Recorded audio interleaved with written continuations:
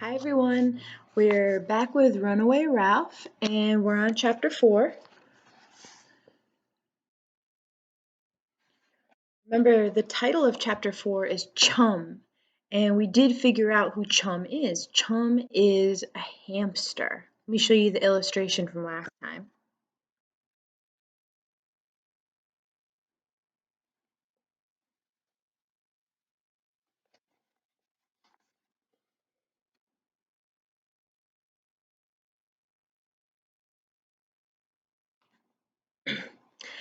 So last time I left off, let me read what I read last.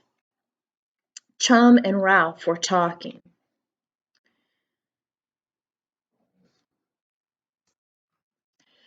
Finally, Ralph was forced to say, "How come that girl brought you here to Happy Acres?"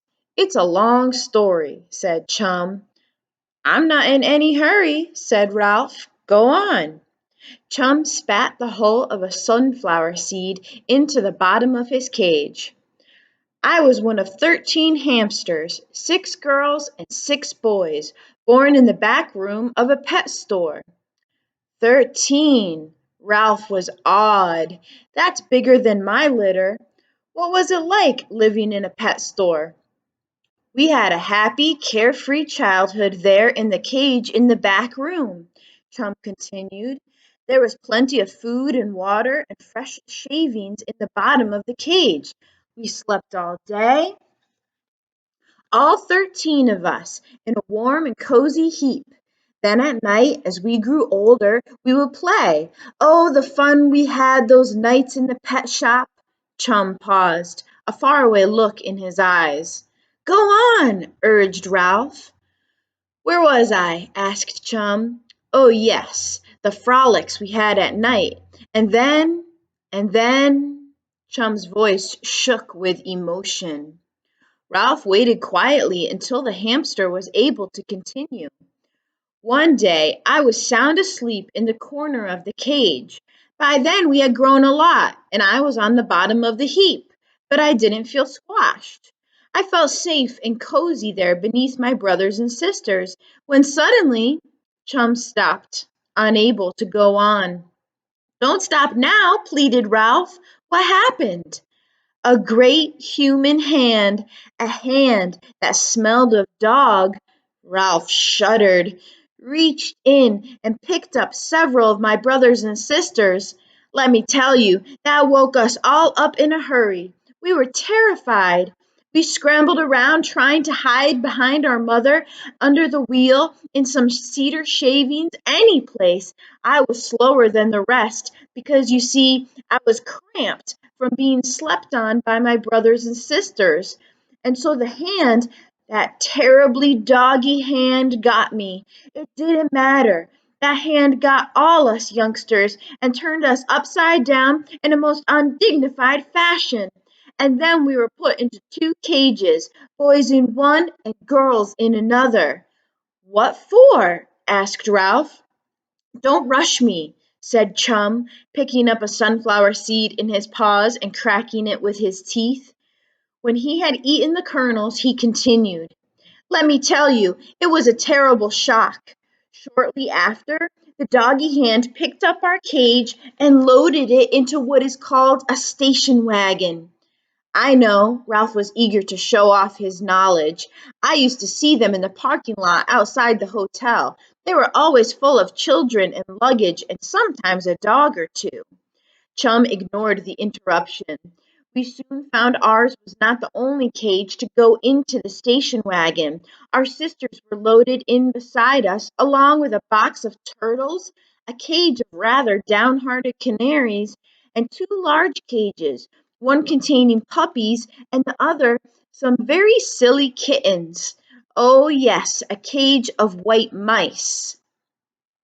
"White mice," said Ralph scornfully. "Anybody, not just owls, could see white mice in the dark." Then the man with the doggy-smelling hands climbed into the front seat along with his wife and were off. "Where to?" asked Ralph. "The county fair," answered Chum, "and it was a terrible trip. Kittens mewed, puppies whimpered, turtles scrabbled around in their box. "What's a county fair?" interrupted Ralph. "A noisy place," said Chum. "It's full of people yelling, children laughing and shrieking, machinery that whirls and spins and plays music, all sorts of animals that neigh and moo and baa. It was hot and dusty, and our cages were set out in a booth. By that time we hamsters were exhausted. It had been light for several hours, and we hadn't had a wink of sleep." "I know what you mean," said Ralph with feeling. "That was only the beginning," continued Chum. "A steady stream of people, mostly children, passed our cages, big, little, most of them sticky, and all of them noisy. 'Look, Mommy, look, Daddy, look at the darling little hamsters. I want one. Daddy, buy me a hamster.' All morning long. Parents were better. 'Don't be silly. Of course you can't have a hamster. You didn't take care of the last hamster you had. Come along, we don't have time to look at hamsters.' Then a whole busload of children, all of them wearing white t-shirts with the letters across the front, camp t-shirts. Camp t-shirts," interrupted Ralph knowledgeably, "from Happy Acres, came crowding around the booth. They didn't have any parents with them, so they bought pets." "You?" asked Ralph. "Me," said Chum. "I was bought by that grubby girl with freckles.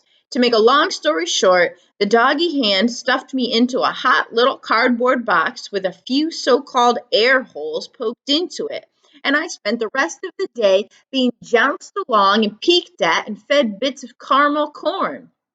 "Sounds good," said Ralph. "Maybe to a mouse." There was a touch of scorn in Chum's voice. "We rode in a bus to this camp where a counselor put together a makeshift cage out of a bucket with a piece of screen bent over the top. After a few days, the girl's family arrived. There was quite a fuss when the parents saw that their daughter owned a hamster, but her two little brothers set up such a howl that once more I was stuffed into a box with so-called air holes, and after more bouncing and jouncing I arrived at the family's house, where I was put into this cage where I have lived ever since. Poked at with pencils whenever the children's horrid little friends came over to play, fed hamster food full of nasty little alfalfa pellets that I kept shoving out of my cage. You'd think they'd catch on after a while, but no, they just kept feeding me food mixed with alfalfa pellets. The worst part of my life is that I never get a full day's sleep. Someone's always moving the cage to dust, rattling something against the bars, running the vacuum cleaner, practicing violin lessons. It's not an easy life, let me tell you." "But how did you get back to camp?" Ralph wanted to know. "Last year, when Lana was packing her duffel bag for camp, her mother said that since the people who ran the camp had let her buy me, they could put up with me for 2 weeks. She was tired of reminding Lana to feed me and clean my cage, and she wanted a vacation herself. She said the same thing this year, so here I am at camp for the third time. Oh well, at least it's a change, and nobody runs a vacuum cleaner or practices the violin near my cage." Ralph was silent. Chum had given him a lot to think about. Like Chum, he sat swinging to and fro on his wheel, swinging and thinking. And as he swung and thought, something caught his eye. It was the striped forepaw of Catso reaching through the hole in the rusty screen door. Ralph watched in frightened fascination. The screen bulged from the pressure of Catso's shoulder as the paw groped and searched. The rusted screen stretched, and the evil paw with its claw unsheathed reached farther into the craft shop. Here's an illustration of Catso.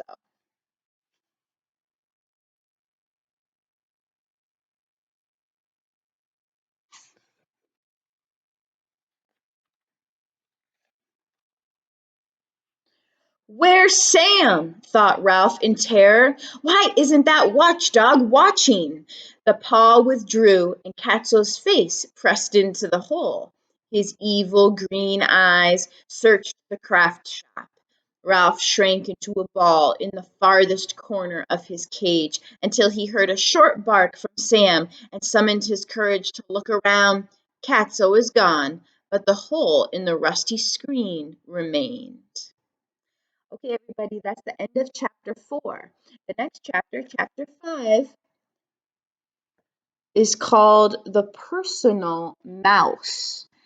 And the two words are spelled incorrectly. Personal is spelled incorrectly and mouse is spelled incorrectly. Mouse is not an OW word, it's an OU word. So I wonder why they're spelled incorrectly. We'll find out next time. Bye.